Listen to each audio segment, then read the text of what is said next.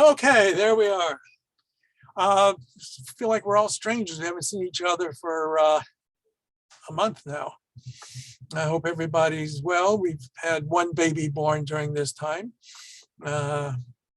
So that's something new. And I'm still here, you're still here, so we will get going.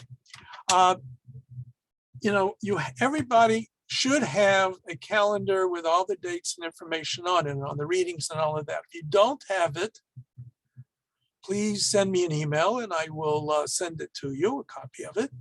That has the classes on there. I know a couple of people did ask about a class when we were starting back and all of that. But all right. So God willing, we will follow now on a regular schedule each week. And this week we're going to start talking about the Shabbat. Probably the most important mitzvah, commandment of Jewish tradition, is the observance of the Shabbat. And indeed, we are told that Shabbat is so important that in order to be considered a reliable witness for court cases or any kind of case, one has to be Shomer Shabbat. The word Shomer Shabbat means Sabbath observant. Right? So now, I will send this out to everybody again afterwards. I was cleaning it up today from some past usages. Ignore the red underlinings. It doesn't, for some reason, the spell checker does not like traditional Hebrew spelling. It likes modern Israeli spelling. So if it's a Hebrew word, biblical word, it often has a problem with it. All right, I don't know how to fix that yet. All right, so just last Shabbat, we read the opening portion of the Torah, Sefer Bereshit, the book of creation, Genesis. And we're told after 6 days of creation that Vayechu Hashemayim v'aretz v'chol tzva'am, thus the heavens and earth were finished, and all the hosts of them. And on the seventh day, God ended his work. All right, now, and he, all right, b'yom hashvi v'yachal Elohim b'yom hashvi malachto. That's what is being translated as his work. I want you to learn the word malacha. Malacha is the word that we're going to be dealing with when we talk about Shabbat and work, because it's not a question of work. If you are a physicist, the definition of work is energy expanded to move matter, I believe, something along those lines. Well, if that were the case, everything would be forbidden on Shabbat. All right? So we will have to understand what the meaning of the Torah is in the sense of what is the work that God had ended. All right, so God ended his work which he had made, and he rested on the seventh day from all his work which he had made. And God blessed the seventh day and sanctified it, because that in it he had rested from all his work which God created and made.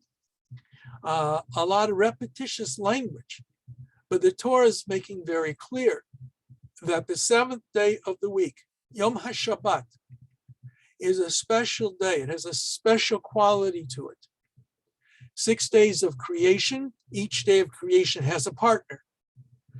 All right, 1 and 2, 3 and 4, 5 and 6. It can be divided that way.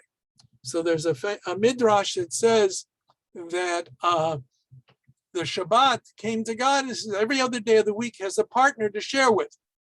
I don't have a partner. And God says, I will give you a special partner, B'nai Yisrael, the children of Israel. Okay? So Shabbat gets its name from the word that is translated here as resting. God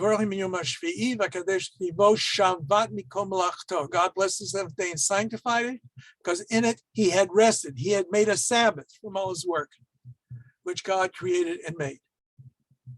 Okay. When we look at the ancient world, There is no parallel in any society really to the concept of Shabbat. I've not seen it, but I was told that in some of the Roman writings, the Romans thought that Jews were lazy because one day a week they didn't work. We have days in Babylonian culture which were considered to be unfavorable days, but nothing like the Shabbat. And indeed, in the Bible, throughout the Bible, for the most part, the days of the week have no name. Still today in Hebrew, it's just Yom Rishon, Yom Sheni, Yom Shlishi, first day, second day, third day. And it's the first day of creation, or it's the first day before the coming of the Shabbat, sixth day before the coming of the Shabbat, and the seventh day being the Shabbat. Okay. So we're introduced to Shabbat at the very beginning of Genesis when it recounts the creation of the world. We will talk more about that story later on. I hope to introduce each week the weekly Torah portion, but also when we go over the entire biblical corpus, we will talk about how we approach such things as 6 days of creation, evolution, those kinds of challenges. Okay. All right, so then we are told about Shabbat again in the 10 Commandments twice. The 10 Commandments are recorded in the book of Exodus, and they are repeated with some variation in the book of Deuteronomy. In Exodus chapter 20, verses 8 through 11, it says, Zachor et Yom HaShabbat lekadesho, remember the Sabbath day to keep it holy, and keep it holy. Sheshet yamim ta'avod, 6 days shall you labor, v'asita kol malachtecha, and do or perform all of your malacha. Right? Here, the translation is being used here distinguishes between the word avodah, or ta'avod, which they translate as labor, and the word malacha as work. So we're told, you're supposed to work 6 days a week. They didn't have a 5-day work week in those days. And we're supposed to work. 7th day is the Sabbath of the Lord your God. You shall not do any work. You, your son or daughter, your male slave, your male or female slave, or your cattle, or the strangers in your settlements. For in 6 days the Lord made heaven and earth and sea and all that is in them, and he rested on the 7th day. Therefore, the Lord blessed the Sabbath day and hallowed it.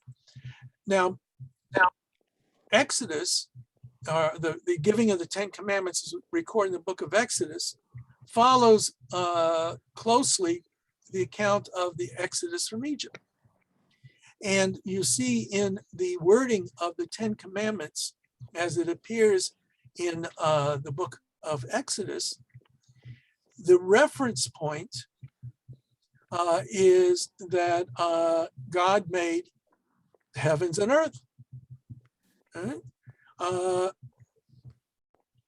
Not the slavery of Egypt, but of the cosmic significance of creation. Right? Which reason I say that is because when we turn to the book of Deuteronomy, as I said, there's some variation in language, which we're not going to go over into right now, but it says there, Shemoret Yom HaShabbat l'kodesho, observe the Sabbath day and keep it holy as the Lord your God has commanded you. 6 days you shall labor and do all your work.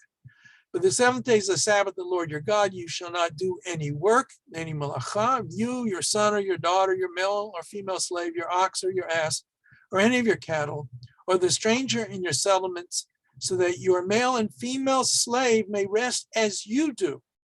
Remember that you were a slave in the land of Egypt, and the Lord your God freed you from there with a mighty hand and an outstretched arm. Therefore, the Lord your God has commanded you to observe the Sabbath day. You see here that the injunction for the observance of the Sabbath is tied with the story of the Exodus from Egypt. You were slaves. Slave has no command over his time. Slave has to work at his master's bidding. Since God freed us from that bondage, we are supposed to do God's bidding. And part of his bidding is that we rest on the seventh day. Not only do we rest in our entire households, all our property, even in the ancient world where you had slavery was part of the life, even our slaves are supposed to rest. So it's a universal command to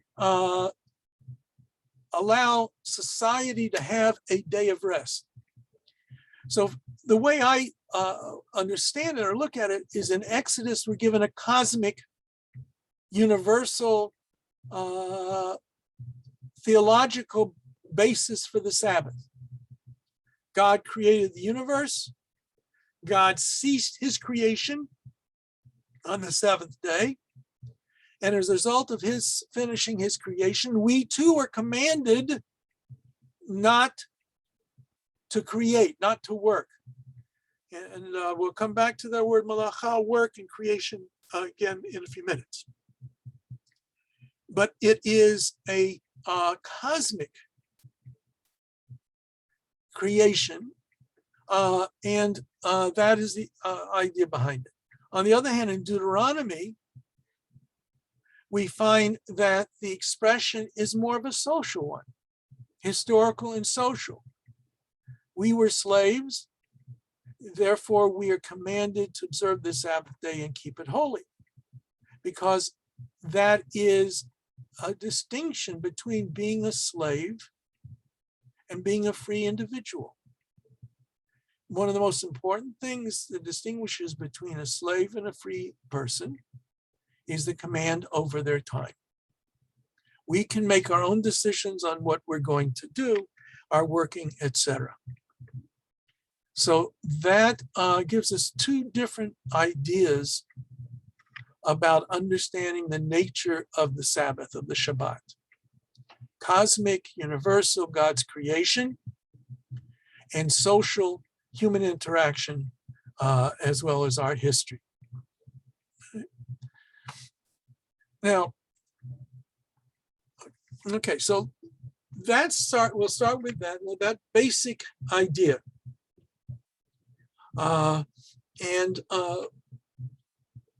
The Sabbath comes every week. We don't decide if it's going to be the Shabbat or not. Shabbat comes despite whatever we may want or do. That's different from the holidays. You know, the holidays have their origins in a sense that is ancient Israel had to decide on the calendar when the new moon had been seen.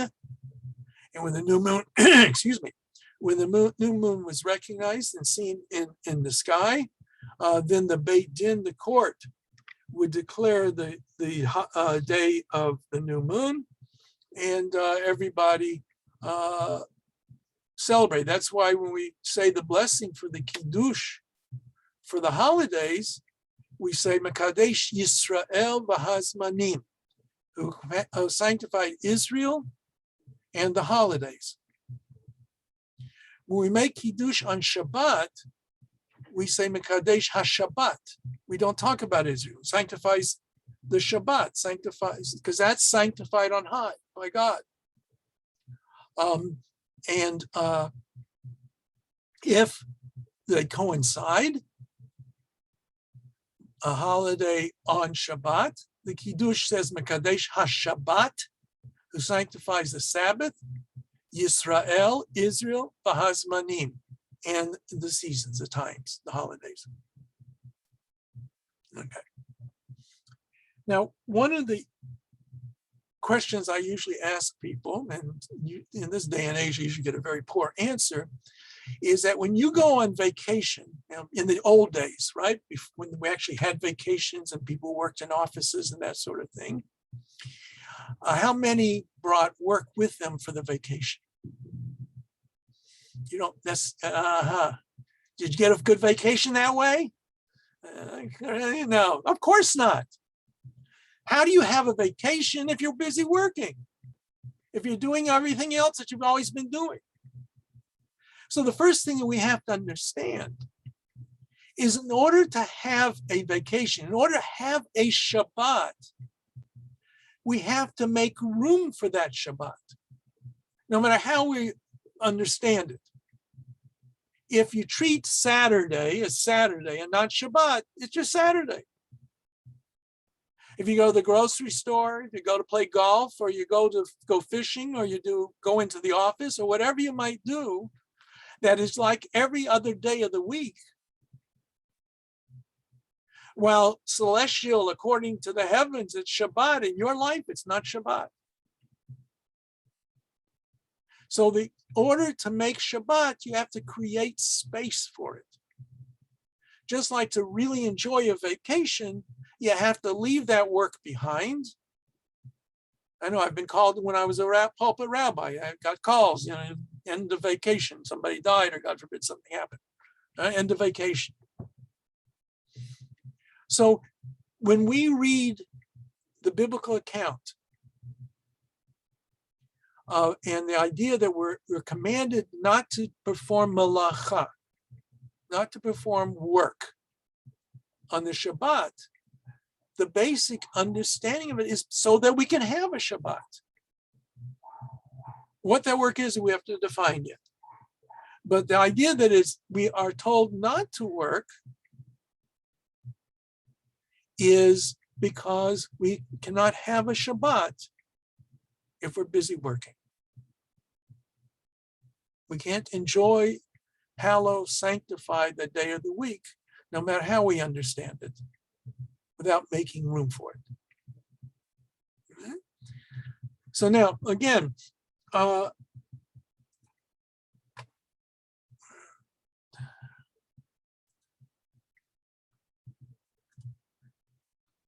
going back to this again, so we're told, they want a comma there for this, I think. Anyway, all right. On the seventh day, God ended his work. Now, what was God doing? What was God's work? His malacha was creating the universe, creating the world. Whether it's 6 days or 6 millennia or 6 billion years is irrelevant. The passage in the book of Genesis says the source of existence of the universe is God.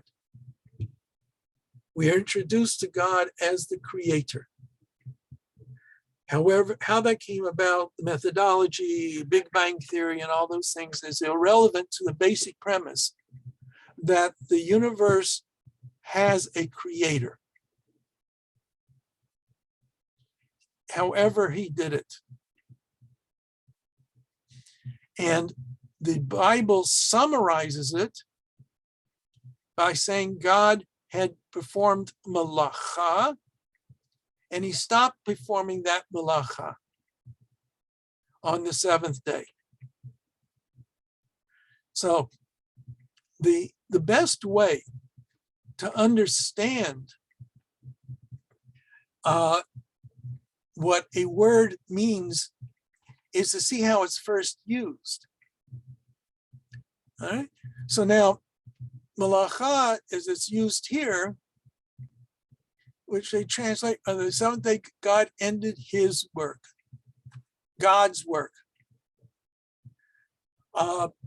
Samson Raphael Hirsch, a 19th century a German rabbi, 18th century German rabbi, excuse me. No, I was right, 19th century.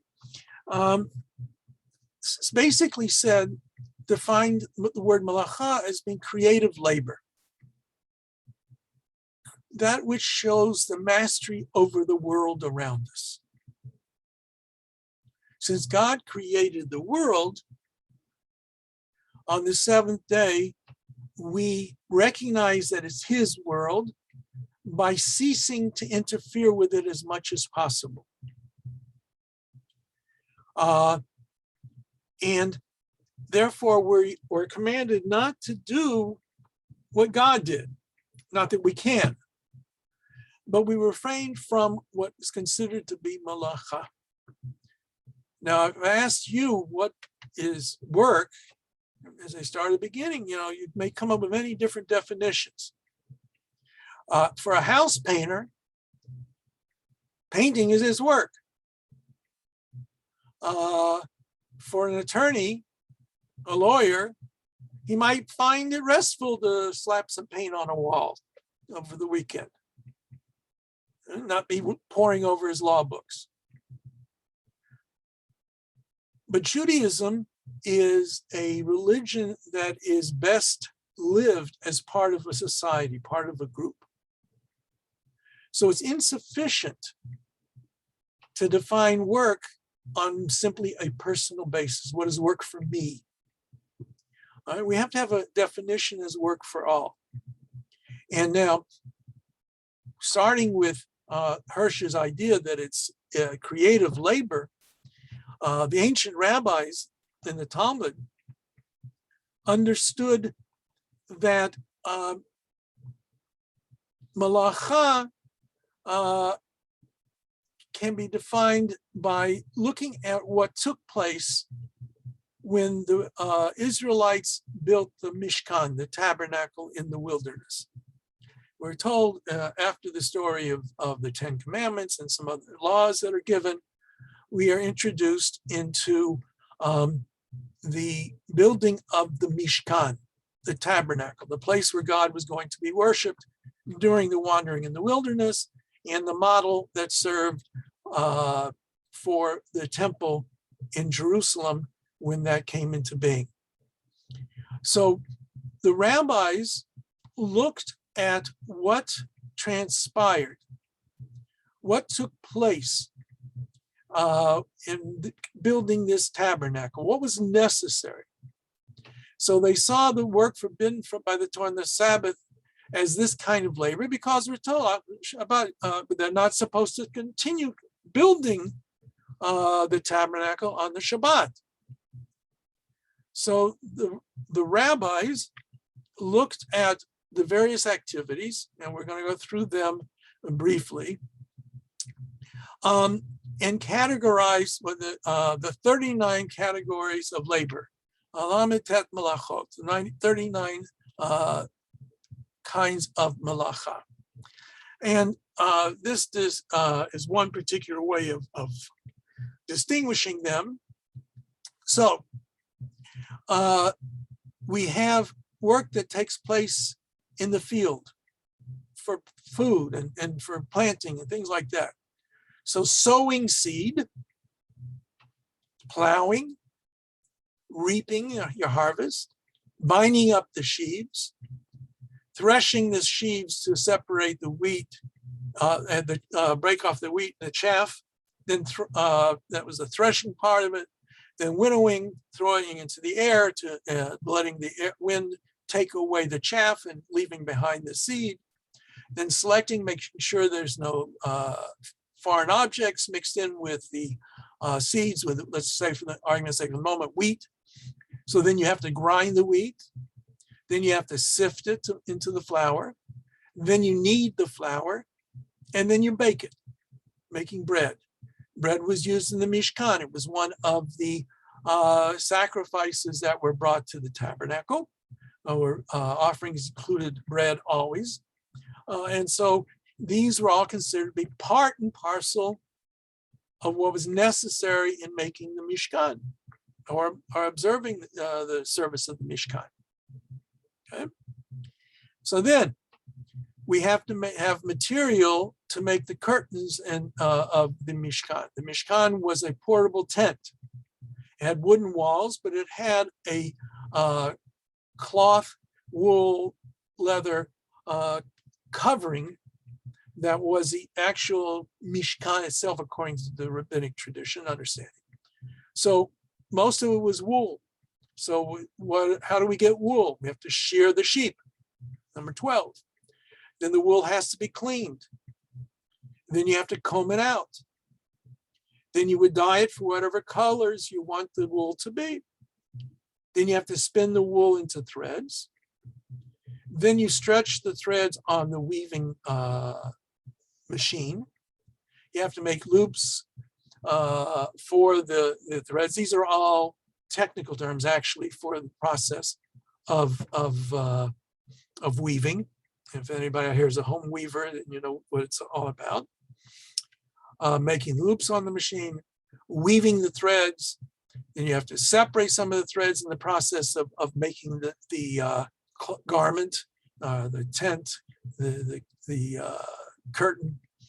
You have to tie knots. Some are to be permanent knots, some knots have to be untied. There's some sewing that's involved in it. And then there is tearing in order to be able to make something. Right? So you have to tear in certain places and so tear the threads, for example, when you're finished with them, cut them, tear them. Right? So there were also leather that was involved in the curtains or in the covering. So since it's leather, you have, if you're going to be trapping a wild animal for their hides, then you have to slaughter the animal, you skin it, you tan the hides. The hides have to be smoothed out and rubbed smooth so that they are usable.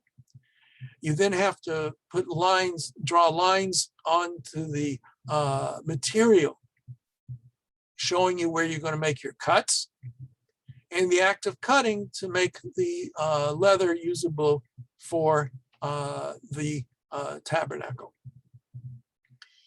And then you have the beams, making the beams, putting the beams together. These are wooden beams. We'll read it, I say, in the middle of the book of Exodus. You had to know which one went with which, so you had to write, this is A and this one is B, and so they would connect to each other. Sometimes you had to erase permanent inscribed markings because something needed to be fixed, and you had to do that. Putting up and taking down the Mishkan, building, any act of building is forbidden. Breaking down for the purpose of building in a purposeful taking apart. And then the final touches on the Mishkan, extinguishing a fire, kindling a fire. These are all processes that were necessary. If you were dyeing something and you had dyeing meant the pots were on the fire, and it might not be so easy to remove the pot, but it would be easier to get the fire out when you're finished with that process. You had to kindle a fire, striking the final hammer blow. Usually that's understood as the last touches on any project. And you're building a bookcase, the last blast of the hammer, the last nail that you nail in, usually those cardboard backings that we have on the IKEA furniture things, right? The last one you nail in, that's makeh b'patish, the final hammer blow. Although really it's a reference to the, like a smith hammering out the hammer on the anvil to make sure it's a smooth hammer for next time. And finally, in a separate category, carrying, transportation of things, especially transportation in the general public domain. All right, so now most of us don't do most of these things in general. And indeed, when we look at the Shabbat and at what rabbinic tradition understands our obligations, they went further beyond that. They made gezerot, fences around the Torah, saying that even not only are we not allowed to do these forbidden acts, but we can't do anything that resembles the prohibited act or be confused with it, or a habit linked with the prohibited act, or usually leads to performing the prohibited act. This is, I say, the fence around the Torah. For example, ripping up a piece of paper was forbidden since it resembles cutting to shape or could be confused with it. So they tear up paper for a purpose, not just tearing it up to throw around. That's just destruction. That's not strictly forbidden on Shabbat, but it is forbidden. If it's for a constructive purpose, that would be forbidden on Shabbat. And similarly, it says agreeing to buy something was prohibited because most agreements are confirmed in writing. Right? You expect, not only today, back in their day, there were bills of sale, there were property documents that were necessary in the business world. And so, lest you come to writing an agreement, we were told we're not allowed to buy something on the Sabbath. It has nothing to do with the money itself. Climbing a tree is forbidden because it may lead to breaking twigs or tearing leaves, which could be construed as reaping, as separating part of a growing plant from its source. Right? So these are examples that are clearly spelled out. And so here are some elaborations that are found suggesting how this is extended. Adding fresh water to a vase of cut flowers, because sowing is any activity that causes or furthers plant growth. Putting water into a vase with flowers in it can cause roots to develop and grow. Making a bouquet of flowers, making a sheaf, because that's just like taking the sheaves out in the field and putting them together. Separating good fruit from spoiled fruit. It comes under the categories of similar to winnowing and selecting and sifting. You're allowed to take the good from the bad. You can't take the bad from the good. Because in winnowing and selecting and sifting, what they did was they removed the spoiled or the bad things. So the rabbi said, if you have a bunch of grapes in front of you and there's some spoiled grapes in there, what you have to do is you have to pick the good grapes out of the collection and not the bad grapes. Brushing clothing from boots and clothes of dried mud, because that's similar to grinding. Cutting hair or nails, that's like sheep shearing without covering a human or animal. Applying makeup, there's a difference of opinion on that to some extent. Braiding hair, drawing blood for a blood test, unless God forbid it's emergency. Rubbing soap to make lather, applying creams and polishing shoes and scouring utensils, all these scraping and smoothing and grinding. Sharpening a pencil, since you're not supposed to be using the pencil anyway. Painting, drawing, typing, making durable marks on a durable material. There was interesting when computers first started out, regardless of the question of electricity, the question was about writing. If you do something on the computer, are you writing? Now, the bunch of dots that appear on the screen, is that considered to be writing? And especially came the question of writing out the name of God. Jewish tradition is we do not erase or destroy the name of God, the Yud He Vav He. Well, if I put Yud He Vav He on a computer screen, can I never turn the screen off? Can I never, scroll down to the next page? Because then it disappears. The decision was it's not a problem. Okay. Tearing through lettering on a package or something, that's considered to be erasing because you no longer can read what was there. Smoking a cigarette, using the telephone, kindling fire, that we'll talk about a little bit more in a minute about electricity. And the question is whether or not you're allowed to smoke a cigarette in the weekday at all anymore. Switching off an electric light, if electricity is related to fire, then it has a whole issue there. Setting, winding a clock or a watch, that's finishing it off, right? Getting the spring all wound up.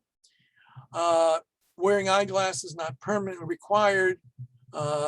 Carrying from the private to public domain and vice versa. Right? Some of these things are very detailed, and there's a lot of literature on some of these things, even though it may seem to you not being that serious. So these are the extensions, the gezerot surrounding the basic mitzvah that we're not allowed to do. And so those things that are similar or close to it or might lead to it were forbidden. And in the Talmud, it says that the laws of Shabbat really just a few, and all of these extra things are hanging by a hair, as it were, added by the rabbis. Now, if you have something that is not supposed to be used on Shabbat. Let us say my blender. I can't use the blender on Shabbat. So I'm not supposed to handle it. I'm not supposed to move it around unless it's in the way. Right? The fear is that if you handle things that you're not supposed to use, you might make a mistake and use them. So the term used for this is muktzeh, meaning something set aside or stored away. And many things considered muktzeh are money and checks, scissors, hammers. Well, for example, let's take a hammer. Now, if I have a hammer to use to nail in the boards on the sukkah, all right, that's what it's used for. That's a hammer's used. However, if I have some walnuts and I don't have a nut cracker and I want to crack open some walnuts, I could use the hammer to crack open the walnuts.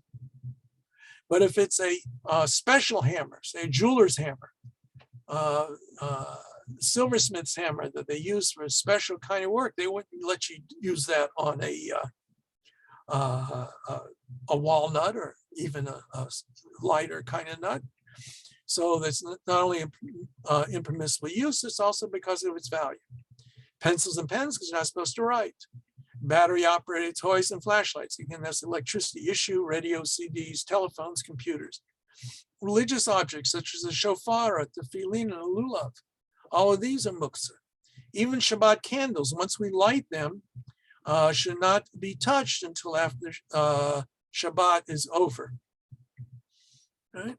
And then finally, as the kind of a catch-all, those things that are considered to be just weekday matters, weekday kind of things, should be avoided on Shabbat because you're making the Shabbat then into a weekday. For example, let's say you're going to go away on Sunday. Well, you really shouldn't be packing your suitcase on Shabbat. You want to rearrange the furniture in the house. Well, theoretically, you could carry your sofa wherever you wanted. That's not really in keeping with the enjoyment and the restful spirit of the Sabbath. Similarly, opening mail and discussing business issues or matters of everyday concern, making plans for the upcoming week. All of these kinds of things are not necessary for Shabbat. And therefore, since they take away from the observance of Shabbat and enjoyment of Shabbat, they are traditionally no-nos. Right? All right, I want to take a minute or two and talk about electricity and how that and other issues that come up in Jewish tradition. You know, the use of electricity is not mentioned anywhere in the Torah. As far as I know, no one has found anything in the Torah that specifically refers to electricity. Although if you read the passage about Ezekiel and his vision of the chariot of God, there is a word used there that is in modern Hebrew, chashmal, electricity. Right, but when electricity came into common use, how was it used? One of the first uses it was for lighting. And many rabbis looked at that and said, you're using it the same way that we use fire. Furthermore, the incandescent light bulb really, in a sense, does burn up the filament. So many authorities wanted to identify the use of electricity with the use of fire. And any kind of usage on fire that was forbidden on Shabbat, they then applied to any kind of usage of electricity, no matter what it was being used for. Now, if I had a fire started before Shabbat, which is, of course, why we light candles for Shabbat, so we have light, or it's cold outside and I light a fire in my home to keep warm, that's perfectly legitimate. But to build a fire on Shabbat, except in a, God forbid, an emergency, that's not permitted because the use of fire was to cook and make things. It's certainly part of what industry is all about. Can you imagine, how the porpoises, the dolphins in the sea And the whales are supposed to be very intelligent, but I don't know if they could create much technology without the use of fire. And since it gets a little wet down there, I don't know how much technology they would ever be able to develop, but who knows? I've read some science fiction books with them developing it, at least learning to use it. All right. But we know, but going back to this, all right? So now many authorities said, wait a minute, guys, electricity is not fire. There's no way you can define electricity as fire. Electricity is movement of electrons across some kind of conducting instrumentality. Okay?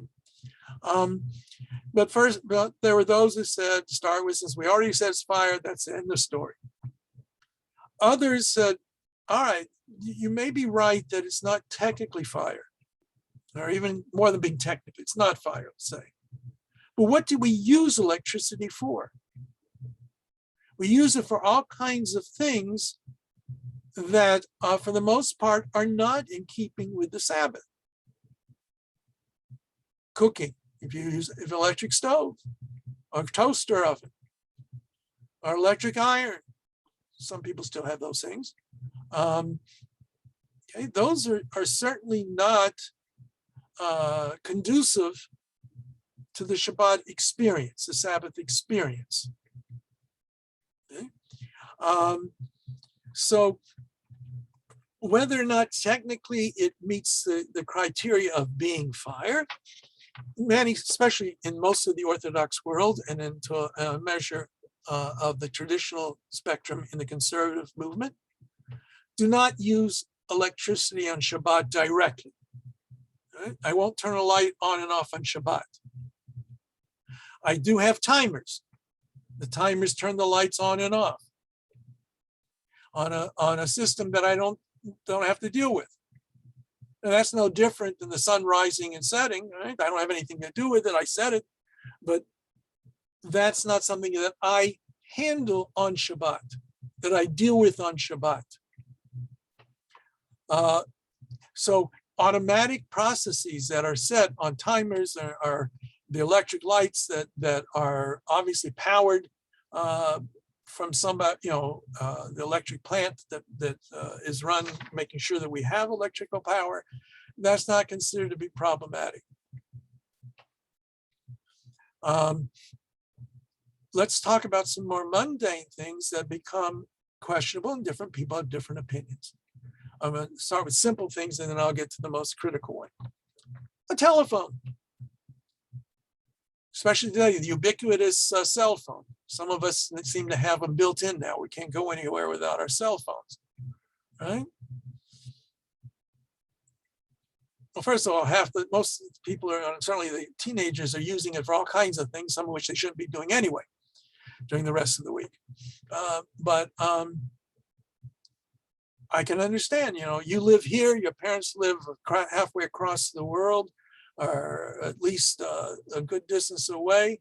There are some in the conservative movement who would say, okay, you can use the telephone on Shabbat because it's not really electricity. I mean, it's not really fire in any sense. The more traditional would say no. Again, because it's not necessary. If it's unavoidable, you're a doctor, let us say, and you're on call.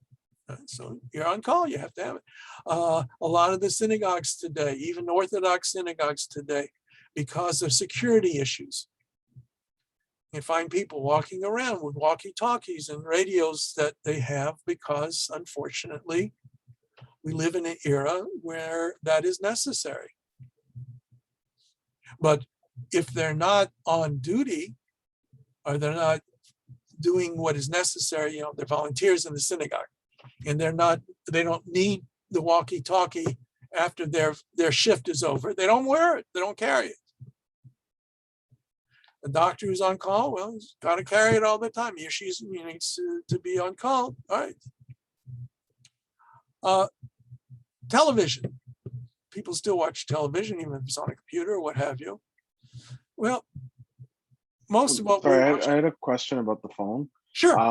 So what I know you mentioned before, like timers and things like that, to sort of work within the restrictions. But what if, like, say, for example, you have like somebody's trying to reach you for an emergency? I know recently I was talking to my mother about this, and she was like, "Well, what happens if Okay, I'll tell something you what we, happens? I just had a niece that was premature, and so on and so on and so forth."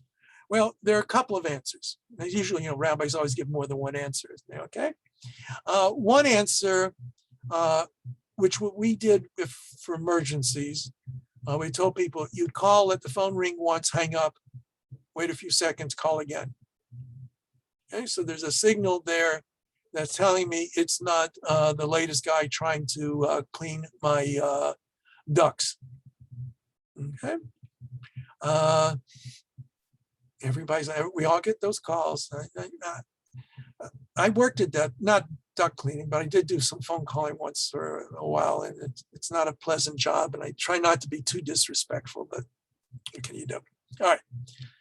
The second issue, though, more important, and the question is, what can you do? Okay. A niece you said was born premature. Was your presence? Yeah. Was your presence No, necessary? not for that. No, but I mean, I suppose the idea is, like, I have parents that are getting older and stuff like that. If somebody falls or hurts themselves, that kind And of they thing. call you that's emergency. You remember we talked about Yom Kippur, right? The saving of life. The doctors who are on call, emergencies that people carry walking. If you have a concern with that, you arrange for some kind of signal that would let you know that it's a serious phone call that you need to deal with. Right? And then you have to weigh whether or not it's something you can do, need to do. Elderly parent, even if you may not be able to help them directly, if they have to go to the hospital, they may need you there, your presence there. I understand that. So you need to know. So preferably. And is there, yeah, well, just on the same subject, because I know I was reading an article, I think the last week or the week before, about these new phones that they have in Israel that are like kosher for Shabbat. Like, I don't think they're in the home, but they're like kind of like pay phones. well, what it is these are mostly used by doctors and emergency things. There is a concept that I don't want to go into great detail, but I'll have to, what we call grama. I'm not allowed to cause something directly to happen. Right? I can't light a match. Okay. But if I wave my hand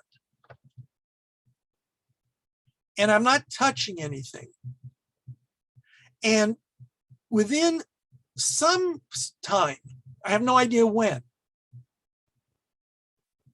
It's not 1 second, it's not 3 seconds, it's not always 1 second, it's not always 3 seconds, it could be 10 seconds, it could be 1 second. No matter what I do, I have no control on the exact direct action. That's called grama.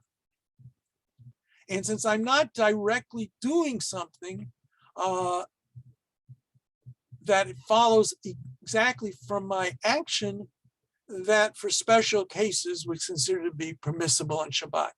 For example, my mother of blessed memory had a Shabbat, not wheelchair, what do they call it? Scooter. Okay, so it's an electric scooter. She had her helmet and and the leather jacket. No, right? You're all familiar with this kind of thing. All right. So when she would push down on the pedal, she didn't know when it was going to start. It might start right after she pushed down on it. It might be a few seconds later. It might be even a few more seconds later. So her touching not ignition, but touching that switch did not have any immediate effect. And therefore, because she had difficulty walking, that was considered to be something that was permissible. So these phones, these special phones, have that kind of a setup. I don't know the full details. Let's say for a doctor, it probably has a number that he may call. All right. So he knows an emergency or gets a message and it's an emergency. All right. And so he pushes the button and he has to wait till it connects. He has no idea how long, when it's going to be, what's going to take place, transpire. Okay. That's the kind of thing. It's used by doctors. And again, these are all, we live in a complicated world. The Torah is meant to live by it, not die by it. We want to make Shabbat different and special. If we make it just like every other day of the week, it won't be. So there are attempts for special circumstances to find ways to deal with these issues. Okay. So, for example, theoretically, if you wanted to watch the world soccer. I used to watch football and baseball. I don't watch much of anything anymore. But the World Soccer matches it's occurring on Shabbat. Theoretically, you could, if you put the TV on, you left it going. You might want to have it in a different room from where you're doing everything else. Theoretically, but there's a very there's a statement. It's a technical term called pasnisht. Anybody know what pasnisht means? It's Yiddish. It's just not right. It's just not. The soccer game is not necessary to watch on Shabbos afternoon. Don't tell that to all the Israelis who go to the soccer games in Israel on Shabbos, but that's a different story. Okay. Okay. But let us say, for instance, there was something really very important coming that was going to be broadcast, and it really was something you really needed to know about. Okay, you can leave it on maybe. My alarm clock has a radio operation on it. On Shabbos, actually, it does it all week long, right? The radio goes on, it's set to the news, it goes off automatically, on automatically, and off automatically. Right? So I know whether or not to put my raincoat on before looking out the window. So I've got that sort of thing. But there are some, again, would say it's truly not in keeping with Shabbat. You can't do anything about it. There's a war breaks out between Yugoslavia, well, no Yugoslavia anymore, Serbia and Albania or whatever. You're going to do anything about it. You read about it in the next day in the newspaper or listen to it the night of Shabbat. So it just depends, so it's an attitudinal thing, what you feel is appropriate in many ways. Turning on and off, if you accept that the electricity can be used on Shabbat, as some of my colleagues do, okay. But then I would say, if you do that, use it for only things that are in keeping with the Shabbat spirit. Follow? I don't turn on the TV. I don't turn off the TV. I don't, I can get by with it for the 25 hours of Shabbat. But if you really can't, at least pick something that's worthwhile, maybe something educational. And that was part of what was going on during this pandemic. When this whole issue about synagogues and attendance at synagogues, the issue came up about Shabbat. And there were papers written discussing the issues that were involved and different problems. And there's some very amazing papers that were written by rabbis examining the issue, who wanted to permit it under certain circumstances. And they had to set things up in such a way that there was no direct action they had on the equipment. It was either on a timer or it's on all the time. And there was discussions about people turning on their computer. There's a lot of things around it. It was taken very seriously. I'm a right winger, and I'm usually not very understanding of my more liberal colleagues sometimes and how they decide Jewish law. I was very impressed by the seriousness by which some very liberal rabbis took this whole issue in weighing the pros and cons of what could or could not be done on that. It was even there's an Orthodox rabbi in Tel Aviv, an important rabbi there, who permitted it as well. Some people lambasted it, but that's fine. But they took it very seriously and set up parameters for it. But it was only for the synagogue service. It wasn't to, again, to watch the soccer game. So talk to your rabbi about their attitude towards electricity, guidance from them on what you can and cannot do in terms of electricity, help to help you decide how you want to make your Shabbat. I would suggest that even if you do, use it as sparingly as possible. Use it for only those things that are absolutely necessary that you cannot do without.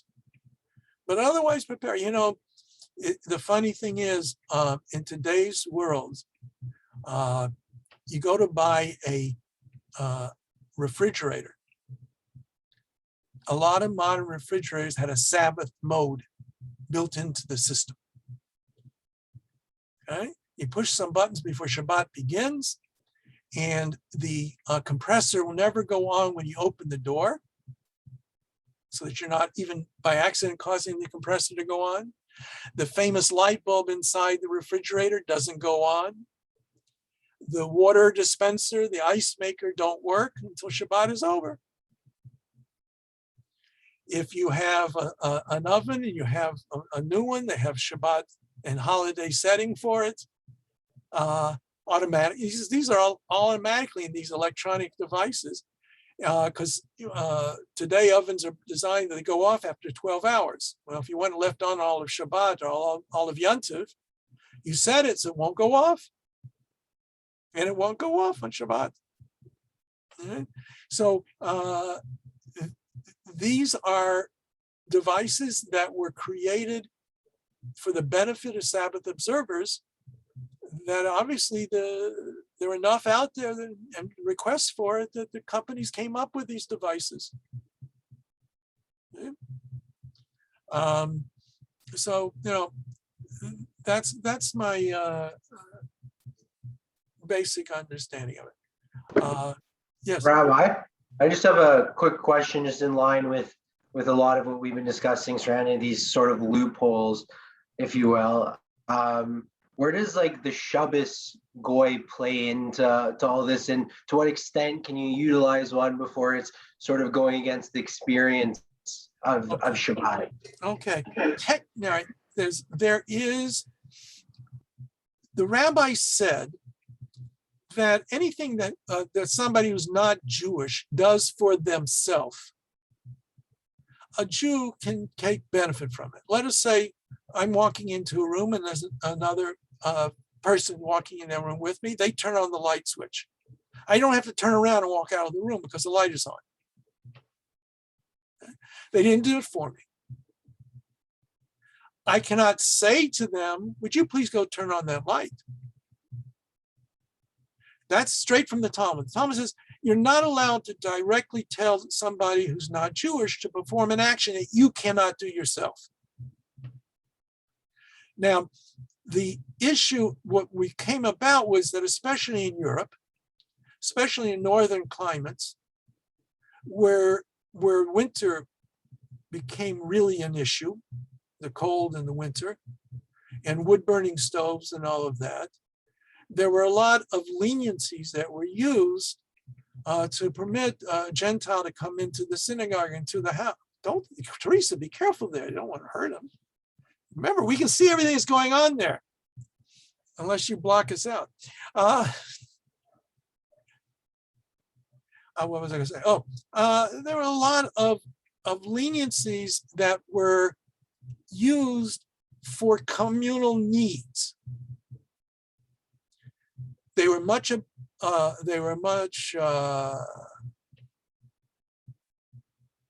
violated. That a lot of people didn't follow the law strictly, and so the usage of the quote Shabbos goy, which just means a non-Jewish person who does stuff on Shabbos. But I'll come back to goy in a minute. Don't let me forget about goy. that was abused.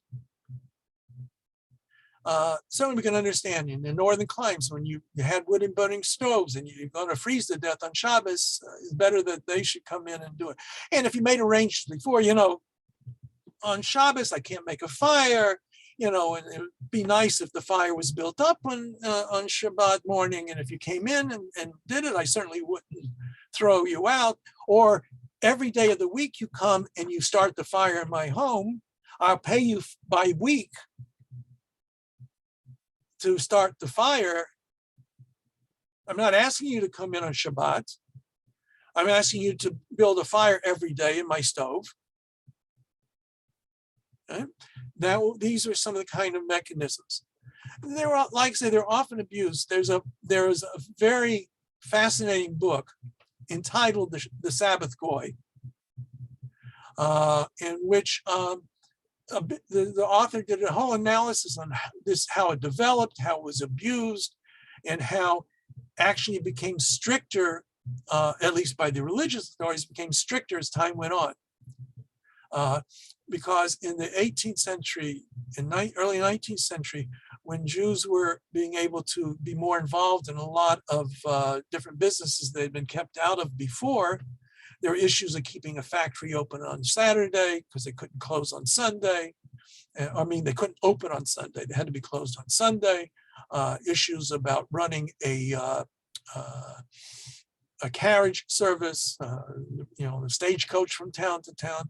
And a lot of these things were dealt with in context of that, selling your property to somebody. There's a lot of things in it. But ideally, you should never tell somebody who's not Jewish to do something that you can't do. If it's an absolute emergency, right? Let us say, God forbid, somebody fell into the water and you bring them into the house and you need to build a fire right away because they're freezing to death. It's better that a Jew should light the fire than go get a Gentile to do it. Understand? Because that's an emergency, it has to be done. If it's not an emergency and live with it, can't live with it, they come in and do it, okay. But for a real emergency, you don't do that. You take care of it yourself. That's the nature of it. Now, the term loophole, sometimes I will use it too. But the basic idea behind a lot of these things is to make sure that you maintain the totality, the basic framework. If you just go and do something, I'll give you an example. Today's Talmud passage that I was learning today, they call it Daf Yomi, you learn something every day. It's talking about there's a leak in the house and the water is dripping into the house and it's dripping onto this guy's grinder and it's ruining it. Can he put a bucket under the water to stop it from ruining his grinder? And so he asked the question of his teacher, and his teacher says, bring your bed into that room. Now that room becomes your bedroom. You certainly don't want something terrible lying around there. For example, if you have a urinal, which they in those days, right? You would take the urinal out of your bedroom after you used it and got rid of it. So that now becomes defined as like it's a urinal in your room. So therefore you can move the grinder out of the room now. So one of the students asking the rabbi who was teaching this part of the Talmud says, but why go through that rigmarole? If you can move it anyway, just move it. He says, because this means you have to take it seriously. You have to think about it. You have to understand what's going on. So while there may be a way to do it as a kind of a roundabout way, that means you're not going to just do it automatically. You're not going to throw the baby out with the bathwater. Okay? So that's why a lot of these things, sometimes rabbis came up with legal interpretations that allowed what seemingly could not be done in order to make life bearable, as long as it's not really violating the basic law. Okay, I hope that answers your question. Now, since I use the term and you use the term, the word goy has several levels of meaning. Number one, it means a nation, a people. Israel, the Jewish people, are called Goy Kadosh, a holy Goy, a holy people. Kol Goyei Haaretz can mean all of the nations of the world, or it can mean all the Gentile nations of the world, all the non-Jewish nations of the world. That's not a pejorative any more than the word Gentile is a pejorative. It just means somebody who's not part of my group. And by the way, Gentile comes from the Latin for gens, which is a people, a group. All right? And Mormons call non-Mormons Gentiles.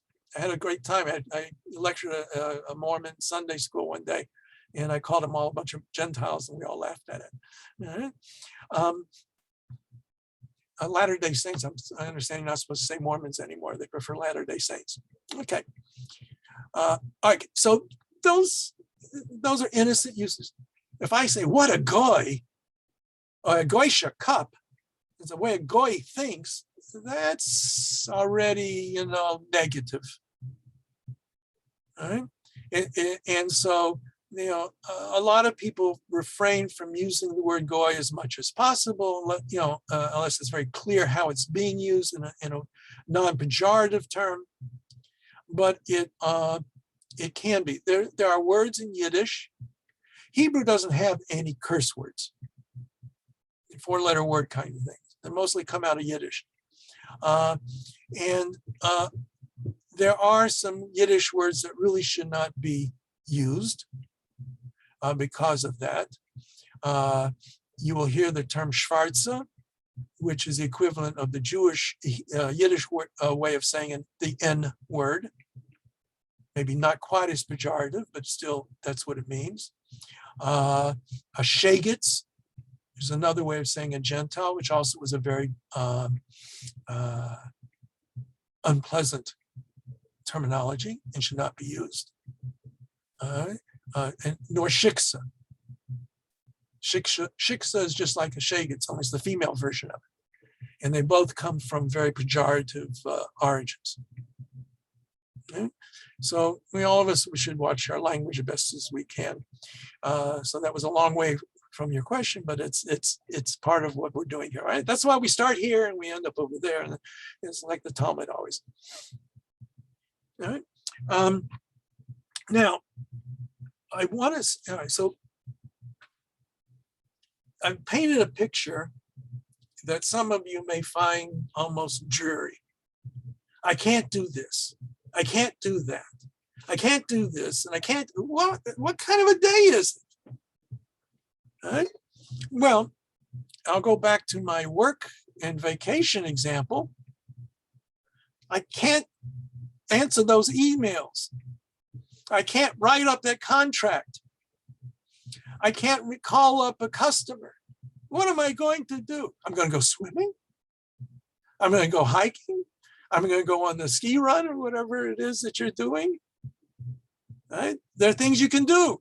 Does not work. Similarly with Shabbat. Yeah, there are a lot of things that we do today in our world for enjoyment that are not in keeping with Shabbat. But what we do is we create the space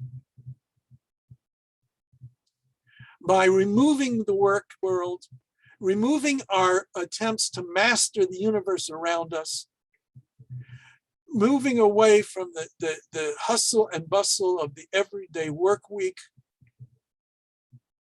thus giving us time to fill with meaningful pursuit. Certainly, it's a time traditionally to go to the synagogue and join in worship, to hear the Torah read.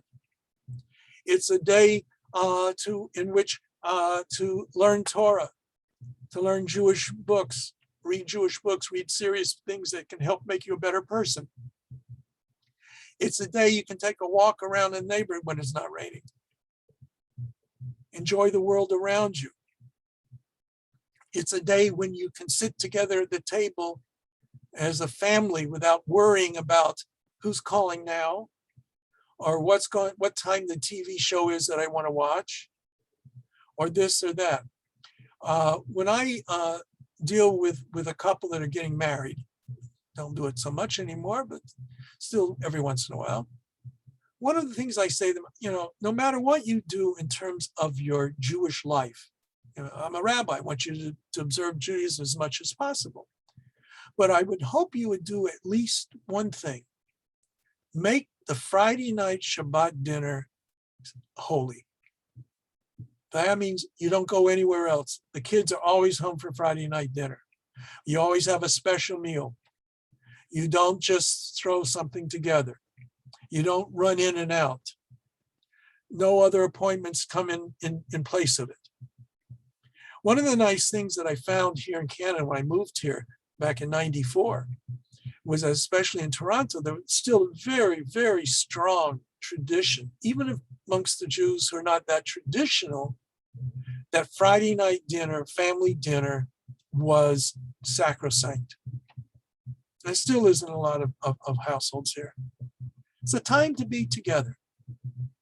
It's a time that you can share with each other. And if you do that, that gives you a step up on your relationship as a family, a step up on your opportunities to share with each other, to know what's going on in everybody's life. And you benefit from it. I know, you know, my wife, I think I mentioned before, my wife already on Saturday night, after Shabbos is over, is already looking to plan the menu for the next Shabbat. Now, you don't have to be that crazy. Bless her, she is, right? But you plan ahead. You decide how whoever's cooking or who's sharing the cooking or whatever you're doing. Shabbat is going to be a special day in terms of your meals. Now, you don't have to have roast chicken and chicken soup and or a brisket or whatever traditional Jewish dish you think you have to have on Friday night during Shabbat lunch. I assure you, with all my wife has almost as many cookbooks as I have books in my library, and always looking for something different, something special. If you're vegetarian or vegan, there's special things that you can make. It doesn't have to be the regular meal. You know, go out of your way to make sure that the Shabbat dinner, the Shabbat lunch, is one that you would be prepared to serve to an important guest. I mean, if for whatever reason, if the prime minister or the governor general was coming to your home, you're not going to slap a hamburger down in front of them, right? You're going to make a nice meal. Maybe, some people are saying they would. Okay, I don't know. Maybe for the prime minister, I don't care for. But anyway, politics. Hi, I have a question. Sure. So, is it customary for like the woman to be doing all the cooking on Shabbat? Yes and no. In an earlier age, when men went out to work and women managed the home, of course, that was the division of labor. And now my son, my youngest son, often makes at least a good part. He does all the challah baking, I know that. He often cooks for the meals. I often will do barbecuing for meals. I put the turkey on the grill or the chicken on the grill. I have cooked on the stove too a little bit, and I'll help chop up whatever. The other night I was chopping stuff for dinner. This was last night's dinner. We live in a different world. In every marriage, every couple has to find their own way about what works for them. If you want to have a traditional kind of division of labor, the woman goes out to work and the man stays home and cooks dinner, that's fine. Isn't that the traditional way? Yeah, okay. What works for you? Probably working together works better. So, the answer to your question is yes, Teresa, there was a time when, generally speaking, that's how life was organized. There is nothing written down that says you have to do it this way. Each couple, each family, whatever your grouping is, your tribe or whatever you have, you've defined for yourselves the way you think your life should be led, and you do it. If it takes negotiating, and negotiate, whatever the case may be. So I don't recommend one way or the other. Just what Thank works. you. Thank you. So Was he trying to make you do all the cooking? Yeah, basically. Uh-huh. All right. Well, this is the modern world. It's mutter. It's okay for a guy to go into the kitchen. Well, they say mostly the great chefs are men, right? We really know how to cook. The ladies don't know from garnished. she's upset because I'm a cook and I don't cook for Shabbat, so Well, that's right. You're a cook. I'm It's tired. disappointing. I'm tired, so I let her Okay. do it. Yeah. Well, you guys have to work that out between the two of you. If you want to have some marital discussions on it with me on another time and date, I will be happy to work it all out, and we'll set up ground rules and all that sort of. Okay. No. Okay. Like I said, but everybody works their own way out. But what is important, though, getting back to it, is that what you get out of it is what you put into it. What you will get out of a vacation is what you decide to put into making that a vacation. What you will get out of the Shabbat is what you put into making it into Shabbat.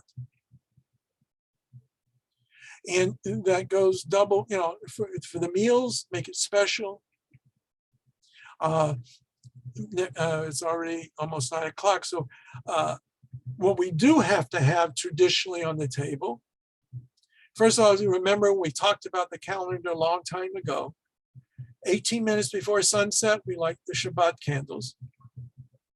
So we're ready before sunset. Everything should be cooked that needs to be cooked for Shabbat.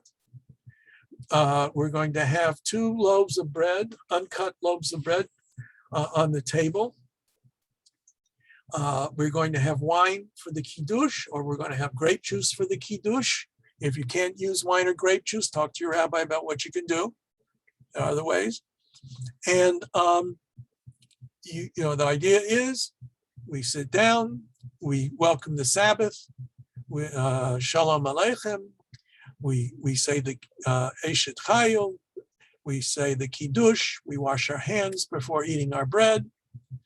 We have the 2 loaves of bread, we slice the bread to start the meal, and we enjoy the meal, and we share and we talk. And we bless, at the end of the meal, we thank God for that which we have eaten. And we experience Shabbat. Shabbat morning, ideally we go to the synagogue. Services are usually longer. We'll talk about services next week. In the Siddur, we asked everybody to get a Koren Siddur because it's a complete Siddur, complete Koren Siddur. And I will use that for page numbers and things next week. We'll look at the synagogue service and the Friday night service as well at home, and get some of the basic ideas from there. So you come home, lunch to be a special lunch. Again, we make kiddush. Again, we have the 2 whole loaves of bread, 2 challah rolls or two challahs. Have a special meal. Spend the day in Shabbat observant manner, read a book, take a walk, take a nap, enjoy each other's company. And at the end of the Shabbat, we say goodbye with Havdalah. We take a cup of wine, we take some spices, and we take the candle, the special braided candle that we light to say goodbye to Shabbat. Okay. So we've talked about the do's and don'ts of Shabbat, at least most of the don'ts tonight. Next week, we'll spend some more time on the do's and talk about the Torah a little bit. I'll talk about the Parsha of last week, Genesis, and this week, Noah, remind myself, in next week's Torah portion. I try during the course of the year to introduce our evenings with the Torah portion for the upcoming Shabbat. And so that's what we'll hopefully get into that schedule coming. All right, any questions? So everybody got on okay after all of this tonight? I have no idea why that happened. Hopefully you won't have that problem next week. But if you have any issues, you can always email me, what have you. Anything else? No? Okay, well, enjoy. Those of you of Thanksgiving, I didn't talk about Thanksgiving, but if you're celebrating Thanksgiving, celebrate Thanksgiving, have the turkey day or whatever it is you do, and all the best. There's a little love there, what's left of one. Okay, have a good week, everybody. Good night.